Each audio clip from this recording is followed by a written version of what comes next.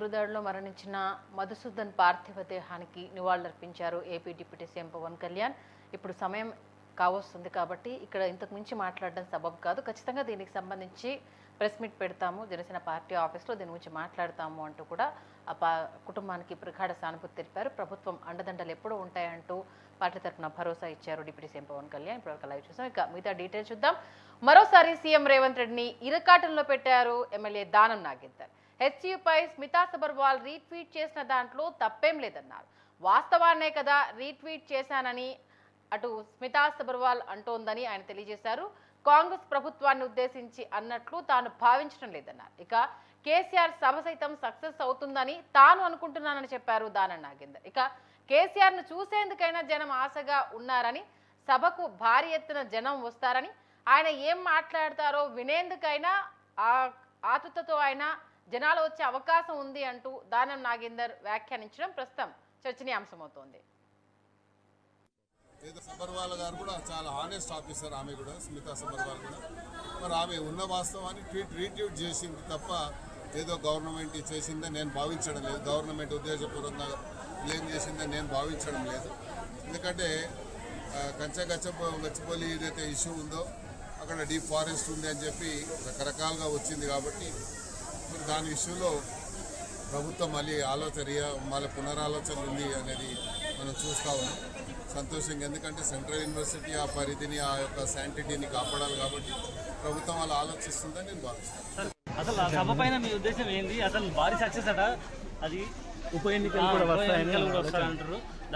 కేసీఆర్ గారిని చూడాలని ప్రజలు చాలా మంది ఎప్పటి నుంచో నిరీక్షణ జరుగుతుంది కాబట్టి ఆయన ఈ పెద్ద సభకు వస్తుండు కాబట్టి నేను కూడా అనుకుంటాను ఆయనను చూడడానికి పెద్ద సంఖ్యలో వస్తారని నేను కూడా భావిస్తాను. సబర్వాల్ గారు కూడా చాలా హానెస్ట్ ఆఫీసర్. ఆమె కూడా స్మితా సబర్వాల్ కూడా మరి ఆమె ఉన్న వాస్తవాన్ని రీట్వీట్ చేసింది తప్ప ఏదో గవర్నమెంట్ చేసిందని నేను భావించడం లేదు. గవర్నమెంట్ ఉద్దేశపూర్వకంగా బ్లేమ్ చేసిందని నేను భావించడం లేదు.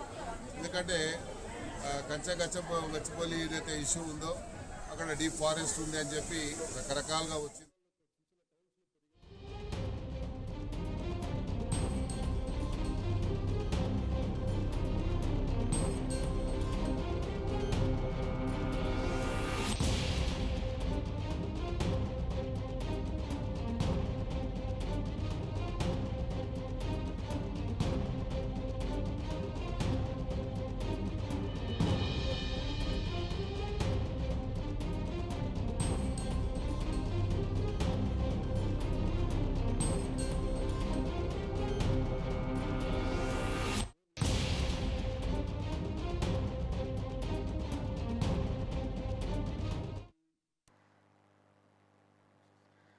మొత్తానికి ఐఏఎస్ అధికారి స్మితా సబర్వాల్ కు గచ్చిబౌలి పోలీసులు నోటీసులు జారీ చేశారు. అటు రాగ్ దగ్గర గిబ్లీ ఇమేజ్లతో జింకలో నెమల్లో ఉన్న ఏఐ ఫోటోను రీట్వీట్ చేసిన అంశానికి సంబంధించి వివరణ ఇవ్వాల్సిందిగా పోలీసులు అయితే ఆమెకు నోటీసులు జారీ చేశారు. అయితే ఆ ట్వీట్ ని 2000 మంది రీట్వీట్ చేశారు. మరి అందరికీ నోటీసులు పంపిస్తారా, నాకు ఒక్కదాన్నే పంపించడాన్ని ఎలా చూడాలి అంటూ కూడా ఆవిడ ప్రశ్నించడం జరిగింది. ఎక్స్ వేదికగా దీనికి సంబంధించి అయితే నాలాగా 2000 మంది రీపోస్ట్ చేశారు, వాళ్ళందరిపైన చర్యలు ఉంటాయా అంటూ కూడా స్మితా సబర్వాల్ స్పందిస్తే ఆమె అడిగిన దాంట్లో తప్పేముంది, అందరూ అడిగిందే కదా, తను అడిగింది అంటూ కూడా ఎమ్మెల్యే దానం నాగేందర్ సమర్థించడం ప్రస్తుతము ఇరకాటంలో పెట్టేట్టుగా అయిపోయింది. ఇదే అంశానికి సంబంధించి పూర్తి డీటెయిల్స్ ఉంచడానికి కరెస్పాండెంట్ శేఖర్ ఫోన్ లైన్లో అందుబాటులో ఉన్నారు. శేఖర్, ఇప్పటికే హెచ్యూ భూములకు సంబంధించి చాలా ఇష్యూ నడుస్తుంది. ఈ నేపథ్యంలో స్మితా సబర్వాల్కి ఏఐ రీట్వీట్కి సంబంధించి నోటీసులు పంపించారు.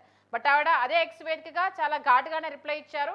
2000 మంది పోస్ట్ చేశారు, రీట్వీట్ చేశారు, దాన్ని వాళ్ళందరికీ ఇవ్వకుండా నాకు ఒక్కదానికి నోటీసులు ఇవ్వడాన్ని ఎలా చూడాలి అంటూ కూడా ఆవిడ ప్రశ్నించారు. అసలు ఏం జరుగుతోంది దీని గురించి?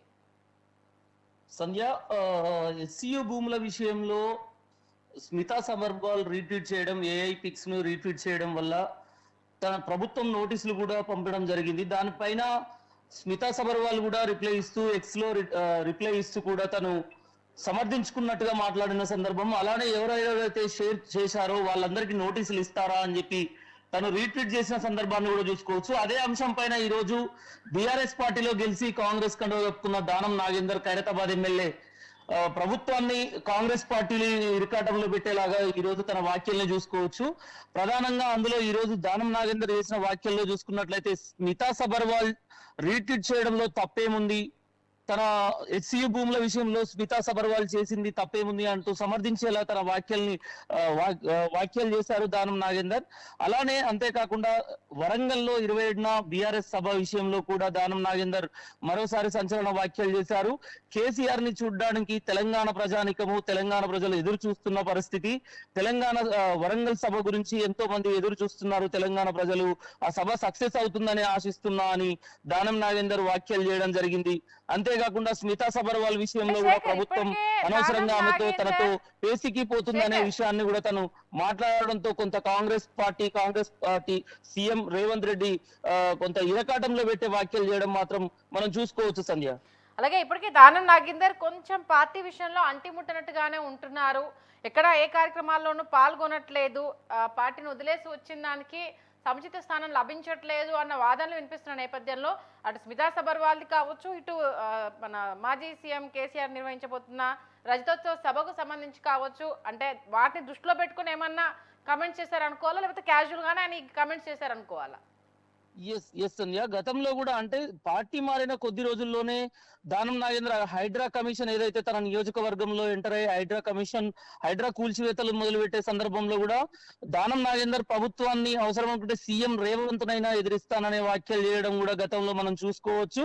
అంతేకాకుండా ఆ తదనంతరం పార్టీ ఫిరాయింపుల విషయంలో సుప్రీంకోర్టులో కూడా కేసు రన్ అవుతున్న నేపథ్యంలో ఉప ఎన్నికలు వస్తాయని బీఆర్ఎస్ పార్టీ పదే స్టేట్మెంట్లు ఇవ్వడంతో మొత్తానికి పార్టీ మారిన 10 మంది ఎమ్మెల్యేలు మాత్రం తటస్థంగా ఉండడంతో కొంత వాళ్ళు అటు కాంగ్రెస్ పార్టీ కాకుండా ఇటు బీఆర్ఎస్ పార్టీ కాకుండా తటస్థంగా ఉన్నారు. అప్పటి నుంచి దానం నాగేందర్ కాంగ్రెస్ పార్టీతో అంటిముట్టనట్టుగా కొంత వ్యవహరిస్తూనే ఈ రోజు మళ్ళీ బీఆర్ఎస్ పార్టీకి దగ్గర అయ్యేలాగా ఏమైనా వ్యాఖ్యలు చేసి ఉంటారా అనే అనుమానాలు కూడా లేవనెత్తుతున్నాయి. ఎందుకంటే ఉప ఎన్నికలు తథ్యమని చెప్పేసి బీఆర్ఎస్ పార్టీ నాయకులు పదే అంటున్న నేపథ్యంలో మొత్తానికి ఈ రోజు దానం నాగేందర్ ఈ వ్యాఖ్యలు చేయడంతో కొంత కాంగ్రెస్ పార్టీ నాయకులు కూడా ఒక చర్చనీయాంశంగా మారింది సంధ్య.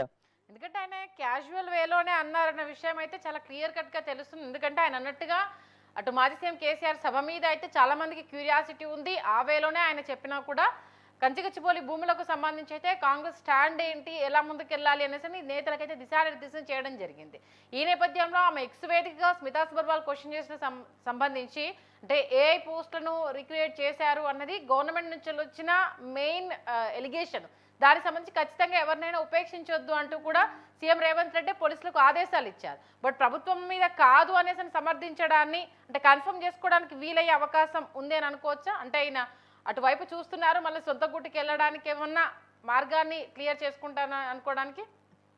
ఎస్ అండి, అలాంటి ఊహాగానాలు కూడా లేవనెత్తుతున్నాయి మొత్తానికి. ఎందుకంటే మళ్ళీ బీఆర్ఎస్ పార్టీకి దగ్గరయ్యే విషయమై కావచ్చు. ఎందుకంటే ఇక్కడ ప్రధానంగా వరంగల్ సభ బీఆర్ఎస్ రజతోత్సవ సభ విషయంలో ప్రధానంగా తన వ్యాఖ్యలు ఏదో మామూలుగా అన్న మాటల్లాగా కూడా ఏం లేదు. ఖచ్చితంగా సభ సక్సెస్ అవుతుందేమో, కేసీఆర్ ని చూడడానికి తెలంగాణ ప్రజలు ఎదురు చూస్తున్నారనే ఏదైతే వ్యాఖ్యలు ఉన్నాయో అది ఏదో తను నొక్కి చెప్పడం జరిగింది.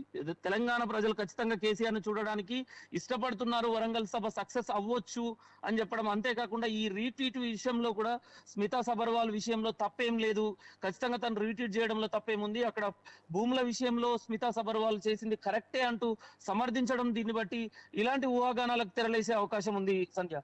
Okay, thank you Shekhar.